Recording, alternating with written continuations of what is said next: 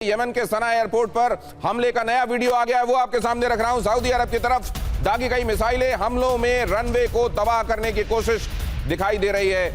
Yemen media की report में यह दावा किया गया है। ये देखिए किस तरीके से उसके रनवे को दुर्घटनाग्रस्त करने की, उसके रनवे को इस लायक नहीं छोड़े जाने की कोशिश थी ताकि वहां से कोई टेक ऑफ या लैंडिंग हो सके। और ये देखिए यहां पर इन तस्वीरों में जो एकदम अभी अभी आई तस्वीरें आपके सामने रख रहा हूं, उसमें ये दिखाई भी दे रहा है। लेकिन जब आप ये तस्वीर देख रहे हैं तब मैं वो सवाल लेकर जरूर आबिद साहब के पास जाऊंगा। आबिद साहब, ये क्या वहां पर ईरान की दादागिरी का अमेरिका की तरफ से जवाब है?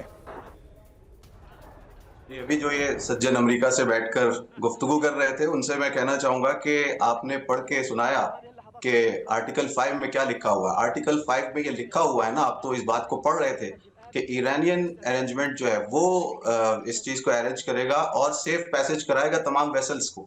वो तो ईरान कराने को राजी है, वो तो ईरान करा रहा था। अब आप मुझे ये बताइए कि उस मेमोरेंडम में, MOU में, ये कहां लिखा हुआ है कि अमेरिका अलग से स्ट्रेट ऑफ हॉर्मुज में एक रूट बनाएगा और कश्तियों को, वेसल्स को मजबूर करेगा कि उस तरफ से गुजरे अपनी बनाई हुई लाइन से, और ईरान जिस तरह से गुजारना चाह रहा है उस तरह से ना गुजारे। ईरान ने कहा था मैं गुजारूंगा, सेफ पैसेज कराऊंगा। अमेरिका वहां पर क्या कर रहा है? और दूसरी बात, दादागिरी की जहां तक बात है, आप मुझे बताइए, ईरान अमेरिका के पास जाकर हमले कर रहा है या अमेरिका? अच्छा आबिद साहब, जब आप ये हम तस्वीर दिखा रहे हैं, थोड़ा रेलेवेंट होगा अगर आपका कमेंट इस पर भी आ जाएगा। ये जो हमला हुआ है इसको आप कैसे देख रहे हैं? सऊदी की तरफ से यमन पर यह हमला, ये जरा फुल फ्रेम दिखाइए। आबिद साहब का कमेंट ले रहे हैं। जी, 10,000 किलोमीटर से अमेरिका यहाँ आकर जो कुछ कर रहा है उसे दादागिरी कहा जाता है।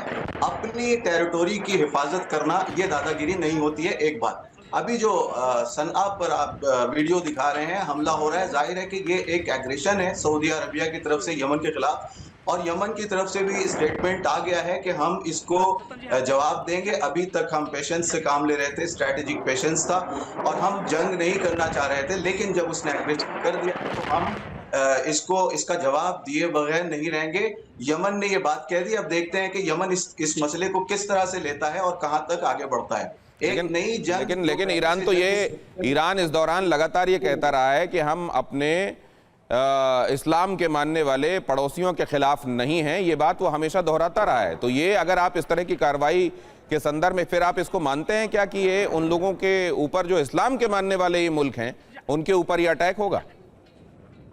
देखिए, ईरान सिर्फ इस्लाम की बात नहीं करता है, ईरान ह्यूमैनिटी की बात करता है। जी ठीक है, ईरान ह्यूमैनिटी की बात करता है, सिर्फ इस्लाम की बात नहीं करता है। लेकिन चूंकि जो मुस्लिम कंट्रीज हैं उनसे एक दीनी रिश्ता भी है, रिलीजियस रिलेशंस भी हैं, तो उनसे थोड़ा सा एक्सपेक्टेशन ईरान की ज्यादा होती है। वरना ईरान की नजर में सिर्फ ये नहीं है कि इस्लाम की वजह से किसी की मदद करनी है। ईरान की नजर में जालिम और मजलूम, जो एग्रेसर है, जो ऑपरेसर है, और जो ऑपरेस्ड पीपुल है, उनका मुकाबला होता है। ऑपरेसर की मुखालफत करता है, टायरेनी की मुखालफत करता है ईरान, और जिन पर जुल्म किया जा रहा है उनकी हिमायत करता है। यहां पर भी सऊदी अरब ने एग्रेशन किया है। देखते हैं ईरान इसको कैसे लेता है। ईरान का स्टेटमेंट आने के लिए या मुझ तक अभी पहुंचना है, और यमन का स्टेटमेंट आ चुका है। देखते हैं कि आगे की रणनीति वो क्या होती है। और आगे ये खबर है कि यूएई में अमेरिकी बेस पर ईरान का हमला हुआ है। यूएई के अल दफरा बेस को टारगेट किया गया है। अल दफरा बेस में बैलिस्टिक मिसाइल गिरी है। द करंट रिपोर्ट का ये बड़ा दावा, ये भी देख लीजिए जरा। तो ईरान जवाबी कार्रवाई कर रहा है, लेकिन यहां बात यह भी चल रही है कि कितना आनुपातिक है एक दूसरे के ऊपर होने वाला यह हमला, या अमेरिका यहां दिखाना भी चाहता है कि अब अगर ये ईरान की तरफ से मौके दिए जाएंगे तो जो कार्रवाई होगी उसमें जरूरी नहीं है कि प्रपोर्शन का ध्यान रखा जाए। शुभदा जी, आप कैसे देख रही हैं इसको? देखिए दिनेश जी, पहली चीज है कि जो स्ट्रेट ऑफ हॉर्मुज है वो इंटरनेशनल स्ट्रेट है, वो इंटरनेशनल वाटरवे नहीं है। इन दोनों में लीगल डेफिनेशन अलग होता है। यूएस इस पे अपनी हेजेमनी नहीं कर सकता, ना ही इजराइल कर सकता है। अगर करना चाहते तो 1987 में लॉ ऑफ द सी पे साइन करते, तीनों देश साइन करते और देखते कि किसके ऊपर कंट्रोल है, लेकिन नहीं किया।